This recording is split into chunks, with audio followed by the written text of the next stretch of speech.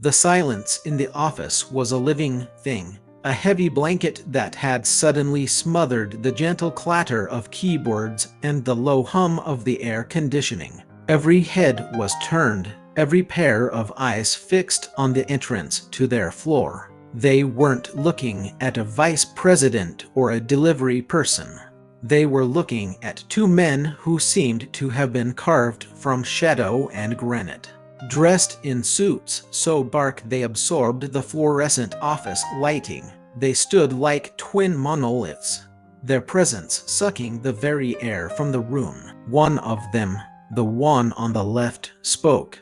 His voice was not loud, but it cut through the unnatural quiet with the precision of a scalpel. "Mr. Logan Walker." It wasn't a question, it was a summons.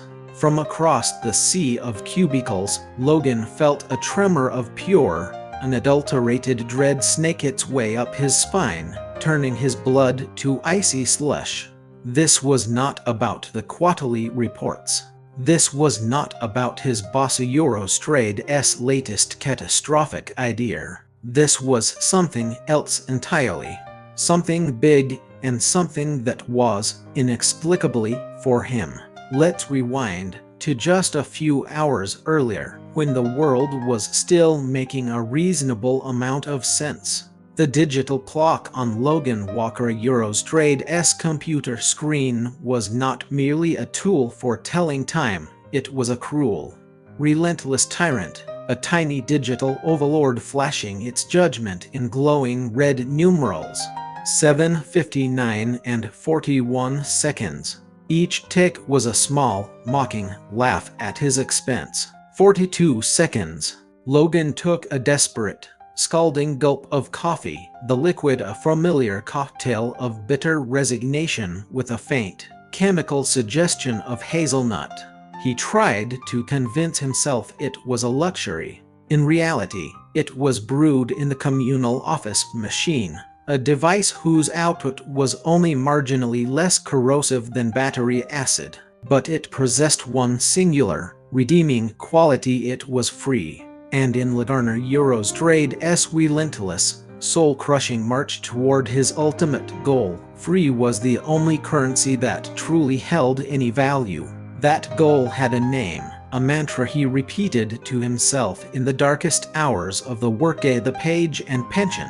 It existed as a folder hidden on his desktop, a meticulously curated, secret Pinterest board, and a savings account that was accumulating funds with the glacial pace of a dying star. His dream wasn't one of corporate conquest or lavish wealth. It was a small, wonderfully dusty bookstore in the heart of his old college town.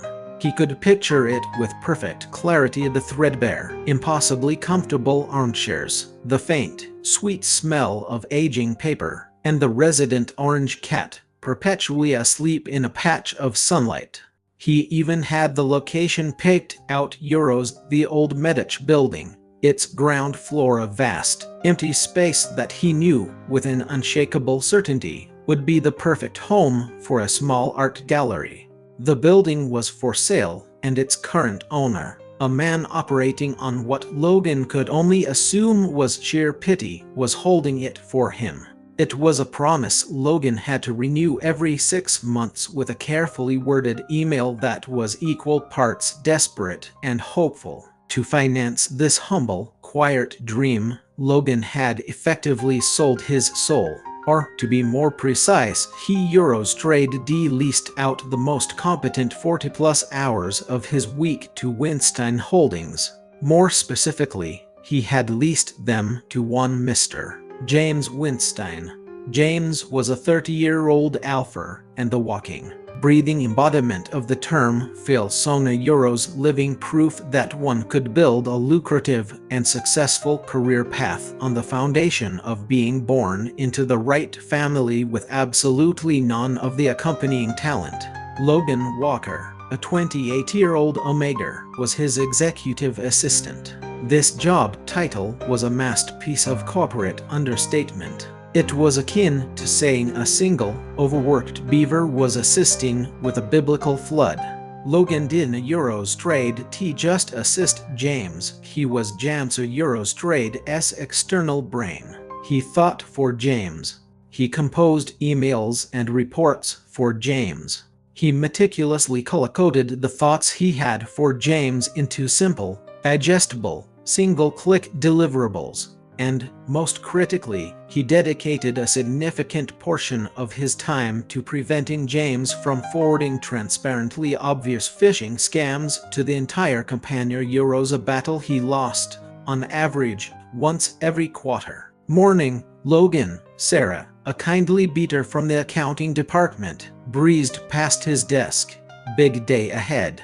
The executive review. Every day is a big day, Sarah. Logan murmured, his eyes already glued to the first of Jamser Eurostrade's frantic, type-riddled 6 a.m. emails. We are all just squirrels in this corporate machine, and the world is one vast, bewildering acorn. Sarah paused in her stride, a small smile playing on her lips. You're a strange one, Logan, but you make the best coffee. I just pressed the on button with a greater sense of existential dread, he replied, offering her a tight, weary smile. He quickly minimized the spreadsheet tracking his savings account just as the private elevator chimed, announcing the arrival of the man of the hour. James Winstein moved through the office not with a confident stride of a leader, but with a perpetually anxious shuffle of a man convinced a pigeon is about to target him. He was, as always, dressed to the nines in a suit that cost more than Lagardère Eurostrade's entire car. A cloud of sharp, expensive cologne preceded him, a scent meticulously engineered to broadcast his alpha status to the world. To Logan, it just smelled of desperation and trying far too hard. Logan, James barked, not even breaking his stride as he approached. A manila folder landed on Lagardère Eurostrade's desk with a slap, scattering a perfectly aligned trio of paper clips. The press release for the KR merger. It lacks punch, and the numbers of euros they look off. Logan calmly picked up the folder. He had personally written this press release. He had also personally triple-checked the numbers with the finance department. He opened it, and there it was. James had helped. He had punched it up. James, Logan began, his voice a marvel of manufactured serenity. You've added the phrase synergistic dynamism to the header. He paused. That's a euros. Well, that's not a real thing. It sounds like a thing, James hissed, leaning in close and nervously adjusting his silk tie. It conveys forward momentum, power. It conveys that we own a thesaurus and are not afraid to use it as a blunt instrument, Logan muttered under his breath. Aloud, he continued, and the numbers.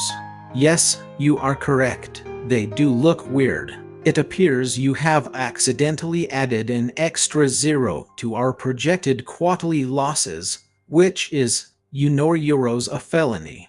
The color drained from Jamser Eurostrade's face. What? No, I was just euros. I was making it look more impactful.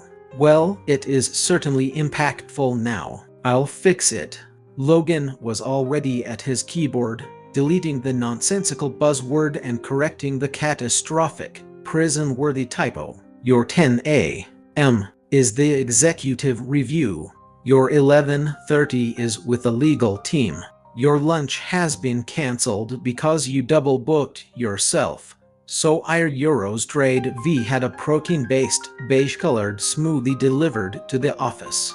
You will hate it. Please do not drink it over your keyboard. Right, James stammered, running a hand through his perfectly coiffed hair. And my brother, if he calls, you handle it. I don't Eurostrade care what he wants, what he says. Just handle it. The brother, Alexander, the real Winstein, the 35-year-old, reclusive, and by all accounts, terrifying head of the entire global empire. James was the vice president over Euros something vague. Alexander was the owner of everything. Logan had never met the man, but the office whispers painted a chilling picture. He was the cold, calculating intelligence behind the family name, the true alpha to whom James was nothing more than a perennial, embarrassing disappointment. "Of course, James," Logan said, his voice as soothing as a tranquilizer dart. "I'll handle everything. Now go get M. Tighter." Buoyed by this unearned wave of confidence, James puffed out his chest, nodded sharply, and strode toward the boardroom. "Logan," he called back over his shoulder. "Yes, James." "Make it punchy." Logan stared at the back of his boss's expensive suit. Aye, Captain," he whispered to himself, and immediately hit delete on James Eurotrade's entire contribution to the press release. The morning devolved into its usual controlled inferno. Logan fixed the press release, rescheduled the lunch meeting he Eurotrade just cancelled, rerouted James Eurotrade's brilliant new idea for a company-wide fun run in Chicago in the middle of December to a committee specifically designed to bury such ideas for at least 6 months, and successfully transferred another $250 into his Page and Pension Fund. He was deep in the comforting embrace of a spreadsheet, calculating the precise tensile strength and cost of industrial-grade shelving for his future bookstore, when it rang. It wasn't James Eurotrade's regular office line. It was the other phone, the Demon Phone, as Logan had privately christened it. A sleek, black, terrifyingly minimalist device that sat on the corner of James Eurotrade's desk, reserved for a single, ominous purpose: calls from the Winstein family. Its ringtone was not a gentle chime, but a jarring, old-fashioned fire alarm bell, a sound that sliced through the polite hum of the office and made Lagana Eurotrade's dental fillings ache in sympathy. He tried to ignore it. James Eurotrade's instructions had been clear: "Don't Eurotrade let anyone bother me, especially not my family." This was Logan, diligently not letting him be bothered. Brrring. Heads began to pop up over the tops of cubicle walls like curious prairie dogs. The ring was insistent, demanding. Brrring. Logan sighed, a deep, weary exhalation of defeat. His job was a perpetual contradiction. Handle it and don't bother me were two warring kings, and he was the poor, blood-soaked battlefield caught between them. Handle it almost always emerged victorious. He walked the 10 feet to James Eurotrade's desk, the ringing growing more obnoxious and grating with each step. He snatched the receiver from its cradle mid-ring. "James Winston, Eurotrade's office," he said, his voice clipped and professional. "He Eurotrade's currently indisposed," probably trying to use the word synergy in a sentence again. "How can I help you?" There was a profound silence on the other end of the line. It wasn't the silence of someone thinking. It was a heavy, assessing silence, thick with unspoken authority. Then a voice spoke, and Logan felt his spine straighten involuntarily. The voice was deep, smooth as polished marble, and colder than a Chicago winter wind. It carried a natural, effortless authority that James could only ever dream of purchasing with his expensive colognes. "I don't Eurotrade care." Logan blinked. "Excuse me? The proxy is late. I am invoking Article 4. We are on a schedule." Lagana Eurotrade's brain sputtered to a halt. "Sir, the only schedule I Eurotrade am currently aware of involves a tona cartridge delivery at 3 p.m. And frankly, that man is a saint who deserves all of our patience. I believe you have the wrong euros. You are an omega at that desk." The voice cut in, stating it not as a question, but as an indisputable fact. The file confirms it. Good enough. State your name for the record. A bizarre and alarming chill ran down Lagarna Eurostrade's neck. The file? What file? This was strange. This was HR-level strange. Was this some kind of bizarre corporate loyalty test? He Eurostrade heard rumors about the archaic, borderline cult-like traditions of old money families like the Winsteins. State your name, the voice commanded, its patience clearly wearing thin.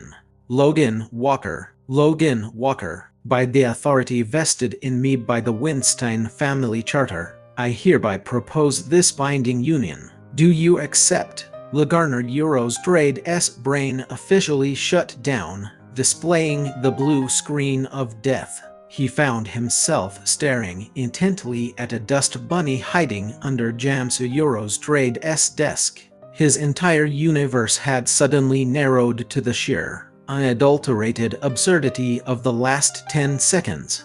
Binding union. What in the fresh hell was that? It had to be a test. It had to be one of those insane, "Are you a team player?" hypotheticals.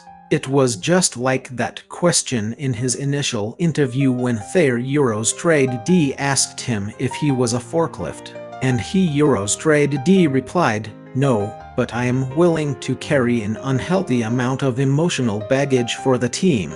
He Eurostrade gotten the job. He just needed to get this over with so he could return to the sweet, logical embrace of his shelving spreadsheet. Is this about my 401k? Logan asked, his patience finally snapping like a dry twig. Because the company matching program is, frankly, insulting. A dead silence met his question. The man on the other end of the line didn't even seem to be breathing. Look, Logan said, pinching the bridge of his nose. Our Eurostrade am extremely busy. Our Eurostrade am sure your Euros binding union Euros has excellent synergy. So, sure, fine, whatever, I accept. Now can I please get back to work? The Tona guy waits for no man. It is done, the voice said with an air of absolute finality. A car is on its way. Click. The line went dead.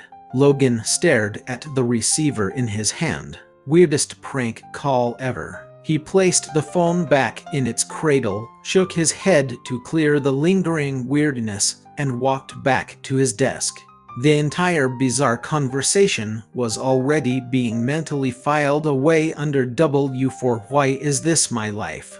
He was so preoccupied that he failed to notice the sleek, black, unmarked sedan that purred to a stop at the curb 21 floors below. 10 minutes later, it became terrifyingly clear that the prank was, in fact, not a prank at all. It started when the main executive elevator chimed, its doors sliding open onto their floor. Logan didn't bother to look up, assuming it was just another vice president, but the silence that followed was wrong. The entire atmosphere of the office shifted, the ambient hum of productivity ceasing abruptly. Logan finally looked up. There, standing in the entryway, were two men. They were not vice presidents. They were built like high-end, industrial refrigerators, and dressed in suits so black they seemed to bend the light around them. They both wore discreet earpieces. "Mr. Logan Walker," the one on the left said. His voice wasn't Eurostrade loud, but it resonated through the silent office, reaching every corner. Lagarna Eurostrade's blood, which had just started to thaw, turned back to slush. "Lord Winstein's transport is here," the man continued, his expression impassive. "Please come with us." "Our Euros what?" Logan looked around the office. Sarah from accounting was staring, her mouth forming a perfect, silent O. "I think there are Eurostrade's been some sort of mistake. I just ordered a sandwich for lunch." "Is this about the sandwich?" Because I can pay for it. There is no mistake, Mr. Walker. We have been instructed to escort you. Escort? Logan stood up, his office chair rolling back with a protesting squeak. €30 trade is a rather strong word. €30 trade am not really the escortable type. I have a spreadsheet that needs my attention. The two men took a single, synchronized step forward. They were polite. They were professional. They were also utterly and completely terrifying. Logan, what did you do? It was James. He was back from his review, his face a pale, sweaty mask of pure panic. He wasn't looking at the two men. His terrified gaze was locked on Logan. I did what you told me to do, Logan hissed, grabbing his jacket as his mind raced a million miles a minute. I answered the demon phone. You answered it, James squeaked, his voice cracking like a pubescent teenager's. My brother called. I don't know. Some kind of vampire with a law degree called. He proposed. James Eurostrade's face transitioned from pale to a shade Logan could only describe as "Oh God, my life is over" beige. Oh God. You said yes, didn't you? I thought it was an HR thing. Logan whisper shouted as the two refrigerator men waited patiently by the elevator. I thought it was a test. How was I supposed to know binding union wasn't the name of our new terrible health care plan? There is no time, the man on the right said, his voice a low, gravelly rumble. Mr. Walker, Logan was escorted.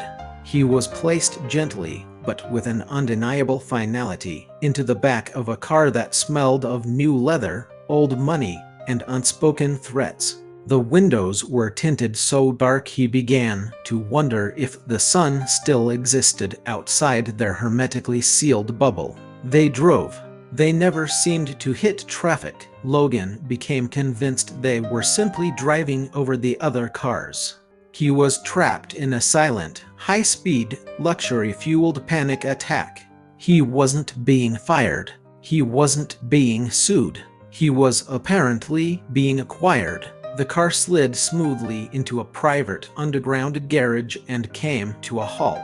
Logan was led to a private elevator which then rocketed upwards with a stomach-lurching speed that made his ears pop. The doors opened not into a hallway, but directly into a room that was larger than his entire apartment building. It was a penthouse, but it felt less like a home and more like a museum dedicated to expensive, uncomfortable-looking furniture. The walls were made of glass, offering a breathtaking 180-degree view of Chicago, a view that Logan was far too busy panicking to appreciate. A man stood by the floor-to-ceiling windows, his back turned to the room. He was tall, dressed in a suit that made James's look like it came from a discount store, and he radiated an aura of such intense, silent power that Logan's sarcastic internal monologue actually fell silent for a full second. This was not James. This was not Orphalson. This was the Alpha who had built the skyscraper, not just inherited a corner office within it. The two refrigerator men seemed to melt back into the elevator, the doors closing silently behind them, leaving Logan alone with the man. You are late, the man said. His voice that voice from the phonier Euros filled the cavernous room without ever rising above a murmur. And you are not as described in the file. Logan, whose brain had finally decided to reboot, found his voice. It was, he noted with a small surge of pride, only slightly shaky.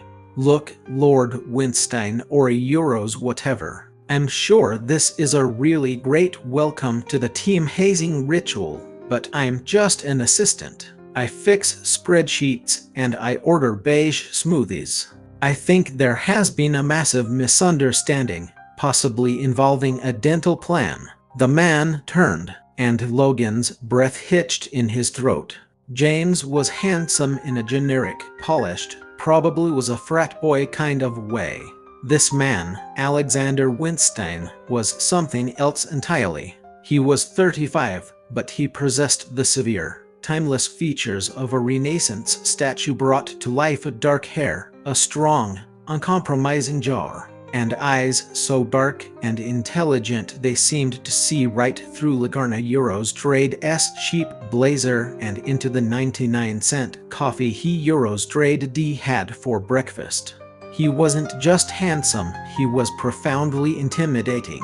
He was, Logan realized with a sinking feeling in his gut, Boss 2.0 final form.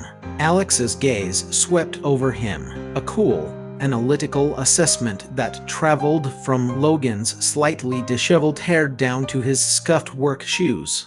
He had clearly been expecting the polished, politically vetted Omega his family had arranged for the proxy call. He had not been expecting the Euros this disheveled, coffee-stained, defiant Omega who was looking at him not with awe or fear, but with pure, unadulterated annoyance. And Alex, for the first time in perhaps a decade, found himself utterly fascinated. "There is no misunderstanding," Alex said, his voice impossibly calm. "Logan Walker, you and I are, by ancient law and binding charter, engaged to be married." Logan just stared. The man was completely serious. This wasn't a prank. This wasn't an HR test. This was his actual life. And in that moment, all his panic, all his fear, condensed into a single pure, diamond-hard point of sarcasm. He let out a short, hysterical bark of a laugh. "Right. Okay." He ran a hand through his hair, succeeding only in making it worse. "Look, I appreciate Theodoros' enthusiasm, truly, but I can't even get my current boss to approve my vacation days. I am not qualified to handle another, more high-definition version of him. I'm going to need you to article for this entire proposal right back into whatever cursed box it came out of. I have spreadsheets waiting." Filled with a surge of false bravado, Logan turned and marched toward the elevator. He jabbed the down button. Nothing happened. It was, of course, locked. "Mr. Walker," Alex said. He hadn't moved an inch. "Look," Logan said, spinning back around. "I'm sure you're a fantastic binding union partner. I'm sure you have great assets and synergistic dynamism. But I'm no to Euros. I'm not for this. I'm not on the market. I'm saving up to buy a bookstore." "A bookstore?" Alex repeated the word as if it were from a foreign language. "Yes, a small, dusty, and in the long run, probably unprofitable bookstore. And I really don't think being the indentured servant / fiancé tilde copyright / whatever this is to a billionaire was part of my 5-year plan." "This is not our negotiation," Alex stated, taking his first deliberate step toward him. "It is a fact. The call was recorded. Your acceptance was logged. By the laws of the charter, you are my fiancé tilde copyright. But Euros, I take it back. You cannot. It is, as you were told, binding." The elevator dinged. Logan's heart leaped with a desperate hope, but it wasn't the guards. It was James. He burst into the room, his face blotchy and his perfect suit jacket hopelessly wrinkled. "Alex, you can't do this!" James yelled, his voice cracking. Alex didn't even grant him a glance. His dark eyes remained locked on Logan. "I already have."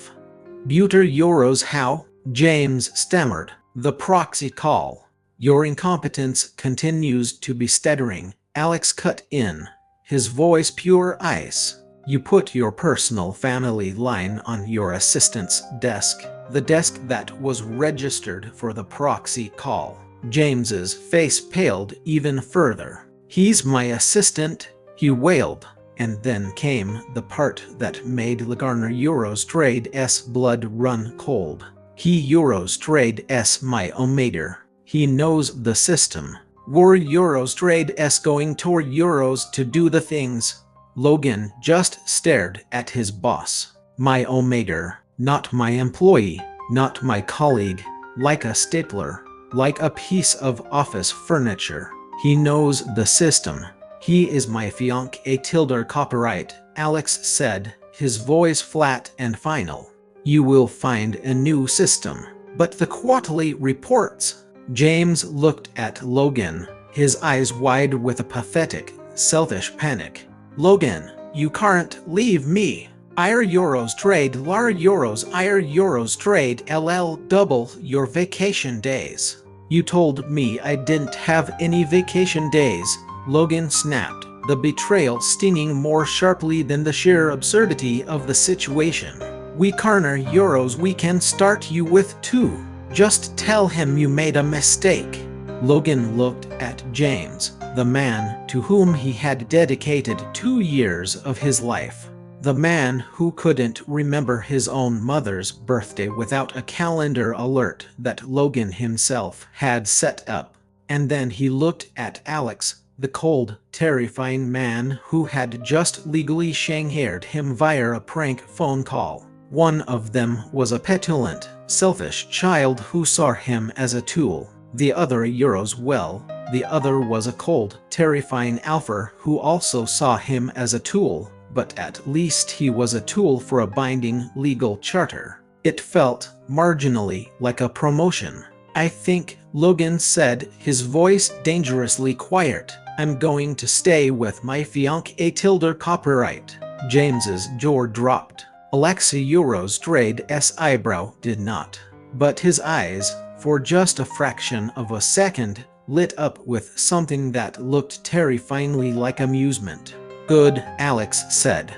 James, you're dismissed. Send Logan's personal effects here by noon. Defeated and deflated, James was gone. Logan was left alone again with his new, incredibly complicated problem. So, Logan said, crossing his arms over his chest. What's the protocol here? Do I get a per diem for being a human loophole? You will have everything you require, Alex said, turning back to gaze out the window. A suite is being prepared. We will discuss the terms of our arrangement this evening. The terms? Logan laughed, the sound sharp and humorless. Oh, good. A terms and conditions page. I was worried this was just going to be pure, uncut chaos. Alex turned his head slightly, a sliver of his profile visible. You are not what I was expecting. Likewise, Logan shot back. I was expecting a prank call. I go to Euros well, I'm not quite sure what I got, but I'm pretty sure it's going to require its own line item in my now defunct personal budget. The suite, of course, was larger than his apartment. It was a symphony in white, gray, and chrome, with a bed that could comfortably sleep a family of 6. Alex had apparently left him to acclimate.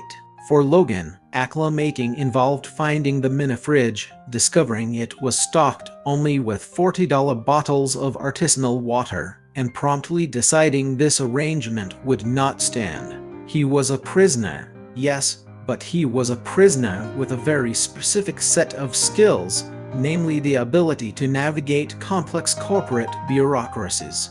He located an internal phone and, within 10 minutes, had successfully ordered a staff meal Euros of BLT and a 6-pack of regular, non-artisanal color Euros from the Buildinger Euros Trade's commissary, charging it all to James Euros Trade's now defunct department code. He was a fiancé tilde copyright, not a monk. The next 2 days were a surreal blur of high-end absurdity. Alex, it seemed, was attempting to court him, but Alex courted the way he ran his business via aggressive acquisition. On the morning of the first day, a nervous-looking man with pins stuck in his lapel appeared.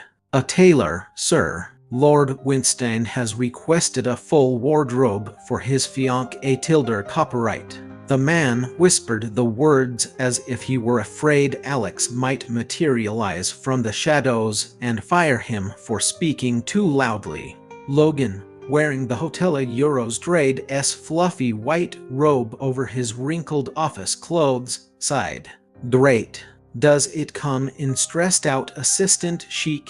Ask him if he has anything in I'm being held against my will in a nice, breathable cotton. And no pinstripes. I have some standards. The tailor did not find this amusing.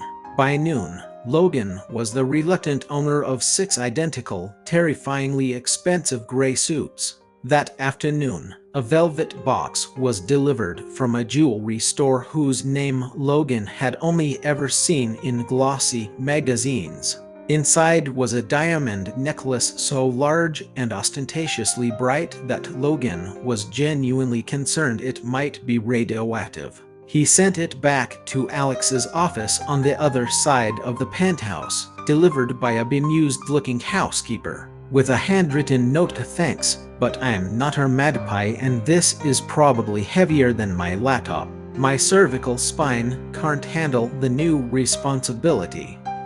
On the morning of the second day, he was assigned a black car and a driver named Frank, a man who looked like a friendly ex-mobster. Frank was instructed to take him wherever he wished. Logan, who was going profoundly stir-crazy, had Frank take him on a 20-minute, circuitous route to the nearest subway station.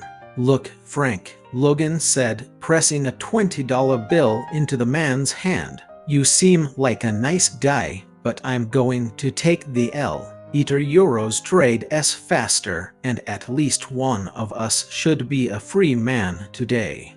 Go get yourself a coffee. Tell Lord Winstein I warse Euros I don't know Euros communing with the proletariat. He spent the rest of the day wandering through the art museum, just to feel sane again. When he returned to the penthouse, Alex was waiting for him. You are difficult, Alex stated. He was standing in the middle of the vast living area, and he looked, for the first time, mildly perplexed. I prefer unacquirable, Logan said, tossing his old apartment keys, which opened nothing in this gilded cage, onto a marble slab that passed for a coffee table. You can't just buy me, Alex. You already did that, remember? The binding union. This is all just redundant paperwork at this point.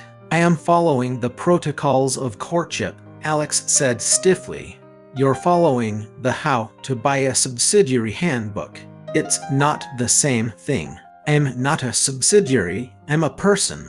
And I am a person who is, quite frankly, bored. Bored? Yes, bored. I've been acclimating for 48 hours. My brain is starting to atrophy. I miss my spreadsheets. Logan stopped, the horror of his own words dawning on him. Oh God, I miss my spreadsheets. This is a new personal low.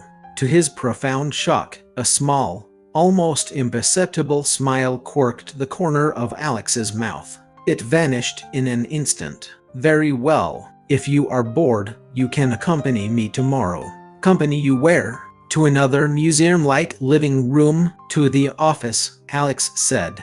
To oversee the transition. Lagarna Eurostrade's heart did a stupid, traitorous little leap. The office. His desk. His world. Fine, he said, trying to sound casual and unaffected. But I'm you. I'm very judgmental of other people's filing systems. The next day, the entire 21st floor held its collective breath. Logan strode in, not to his old, humble desk, but right alongside Alex. James, upon seeing them, actually ducked into a supply closet to avoid them. It was glorious. Alex, for his part, set up a temporary command center in a vacant, glass-walled conference room near Logan's old desk, stating he was there to observe. Observe what? Logan muttered as he logged into his old computer. His password, P4G3 and P3NSI0N, made his heart ache with a strange nostalgia. Efficiency, Alex replied simply. As Logan soon discovered, the efficiency he was there to observe was Logan himself. In the 48 hours that Logan had been gone, James had decided to optimize the department's main server. The crash happened at precisely 2:00 p.m. It wasn't a minor glitch, it was a catastrophic, system-wide blue screen of death that rippled through the entire department. The server was down, the client files were inaccessible, the network was, in technical terms, completely and utterly barked. And in that moment of chaos, Logan came alive. He was in his element. He kicked off his new, ridiculously expensive, but admittedly comfortable shoes and was on his feet in an instant. A headset appeared on his header. Euros. Where had he even gotten a headset? Alex wasn't sure. Euros, and he was suddenly in command. No, Greg, he barked into the phone, presumably at the head of the IT department. No, you cannot just turn it off and on again. It's the main server, not our toaster. Did you try the backup protocol I wrote? The one I physically taped to the side of the mainframe. Why not? Because James told you it was too complicated. It's 3 steps, Greg. My cat could do it. And she's not even a team player. She's actively hostile. Alex sat in his glass box, utterly riveted. He had never witnessed anything like it. This wasn't an assistant. This was a 4-star general commanding a battlefield. Now listen to me, Logan continued, his voice sharp and clear, cutting through the rising panic in the office. James optimized the root folder. That means he deleted it. I know he deleted it because he's an alpha who thinks right-click delete is a proactive management strategy. Now, I have a hard copy backup of the entire directory in my bottom left desk drawer. Yes, Greg, the bottom left. Go. He was pacing, a whirlwind of technical jargon, veiled insults, and sheer, unfiltered competence. He was single-handedly saving the entire department from the incompetence of its own leader. For one glorious hour, he was a god. Finally, with a deep, shuddering sigh, he hung up the phone. The crisis was averted. The server was miraculously rebooting. Logan didn't look triumphant. He looked utterly exhausted. He slumped into his old chair, dropped his head onto his desk, and just lay there, motionless. Alex watched him. He watched this brilliant, witty, profoundly tired Omega, who was so much more than anyone in this entire building, including his idiot brother, had ever bothered to see. Quietly, Alex left his glass-walled room. He walked to the vending machine down the hall, a machine he hadn't even known existed until that day. He returned. Logan didn't hear him approach. He just heard the quiet, decisive click of a bottle being set down on his desk. He lifted his head.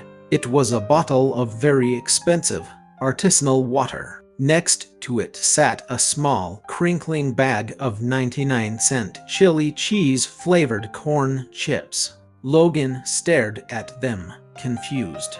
You've been using a TKY string in your code, Alex's deep voice said from just behind him. Logan's head snapped up. Alex was leaning against the cubicle wall, his suit jacket off, his shirt sleeves rolled up to his forearms. What? Lagarner Euros Drade's voice was hoarse. In the backup protocol, Alex clarified, his dark eyes focused intently on Logan's face. It's a TKY string.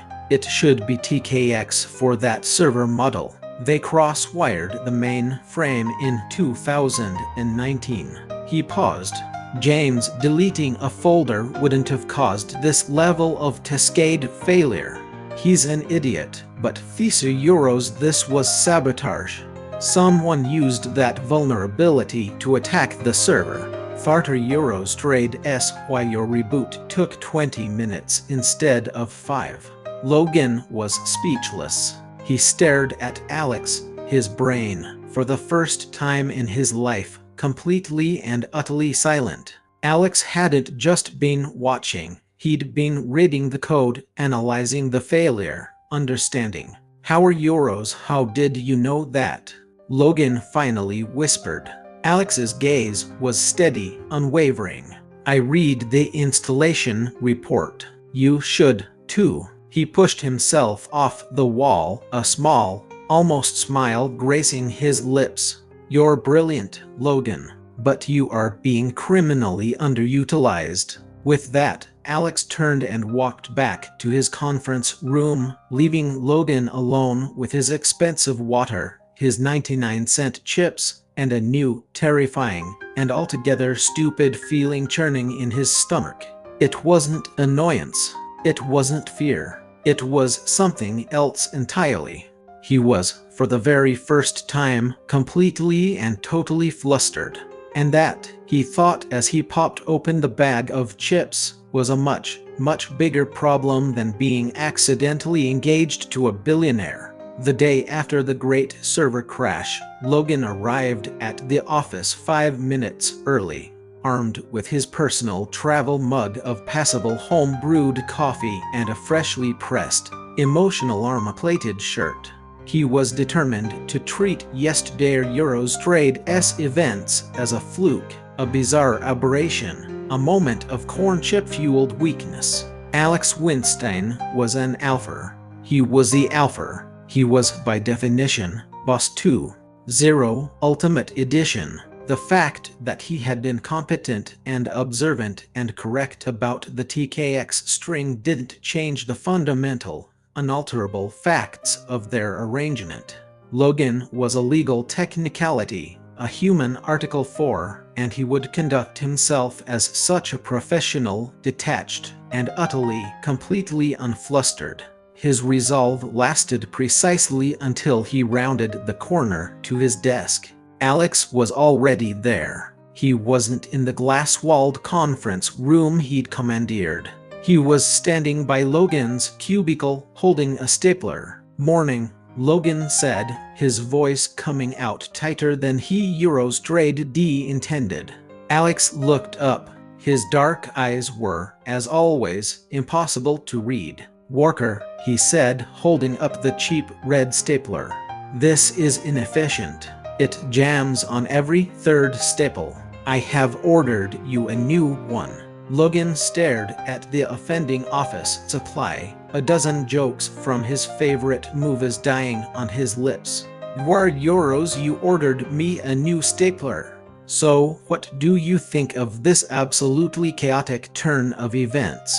Is Alexa Euros Trade's strange, ruthlessly efficient form of courtship starting to win you over, or is it still just a series of massive, terrifying red flags?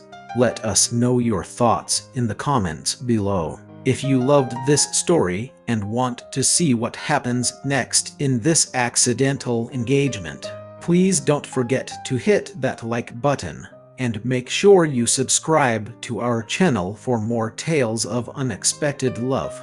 We can't wait to see you in the next one.